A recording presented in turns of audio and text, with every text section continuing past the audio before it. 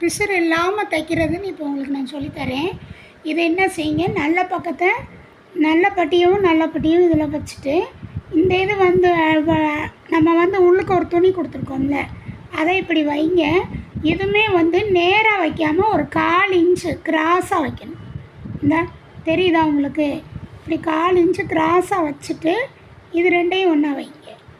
வச்சுட்டு இப்படி அடிச்சுக்கணும். நம்ம 1/2 இன்ச்சு விட்டுருந்தோம்னா எந்த அளவுக்கு துணி விட்டுருக்கோமோ அந்த அளவுக்கு துணியை விட்டு தைக்கணும். அதே மாதிரி இந்த நம்ம டாட்டு பிடிச்சதை இப்படி ஒரு மடக்கி இப்படி வச்சுக்கிறணும். வச்சுட்டு தைச்சிங்கன்னா அந்த கிராஸ் வந்து ஒன்று எடுப்பாக இருக்கும், மாறாது.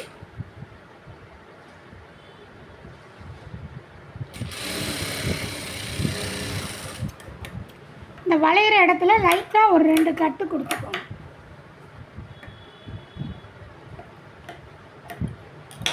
கொடுத்துட்டு அமுக்கடி போட்டுருங்க.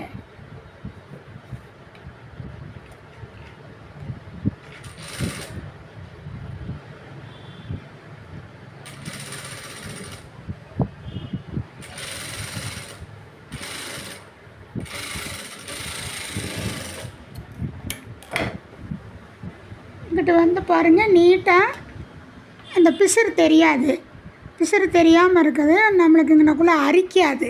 அதுக்காக மாதிரி இந்த மாதிரி தைக்கலாம். இது கூட ஒரு எக்ஸ்ட்ரா நம்ம வச்சு தைக்க போகிறோம், அவ்வளோதான். ஆனால் தையல் அதே தையல் தான். இதை மாதிரி அடித்து கொடுத்தீங்கன்னா அவங்களும் சந்தோஷப்படுவாங்க. ஒரு இதை வந்து ஒன்று போல் இப்போயே நீங்கள் பார்த்துக்கோங்க. நான்லாம் இப்படி தான் பார்த்துக்கிடுவேன்.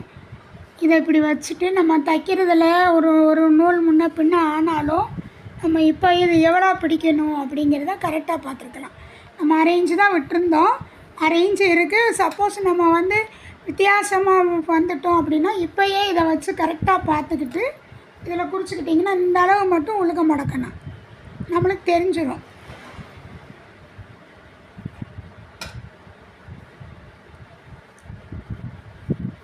இதையும் என்ன செய்யணும், இப்படியே மடக்கிக்கோங்க.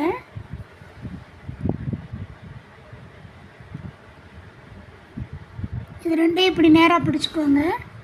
நம்ம 1/2 இன்ச்சு தான் விட்டுருக்கோம், அதே 1/2 இன்ச்சில் தையலை போட்டு இந்த இதில் 1/2 இன்ச்சு உங்களுக்கு தெரியும், மிஷினில் இருக்கும், இல்லைனாலும் குறிச்சிக்கோங்க. இந்த துணியை நல்லா உள்ளுக்க தள்ளி விட்டுக்கோங்க.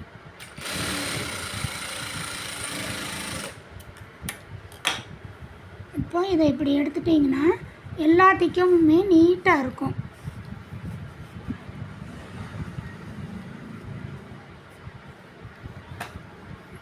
எங்கிட்டுமே வந்து பிசுறு இருக்காது. பாருங்கள் எவ்வளோ ஒன்று போல் இருக்குதுன்னு. அவ்வளோதான்.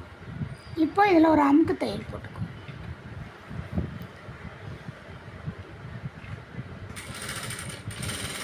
எட்ஜில் போட்டாலும் சரி, ஒரு 1/4 இன்ச்சில் போட்டாலும் சரி.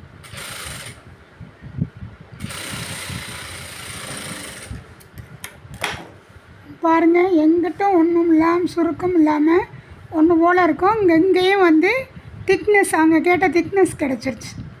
இதை மாதிரி அந்த இதையும் அடிச்சுட்டு காமிக்கிறேன்.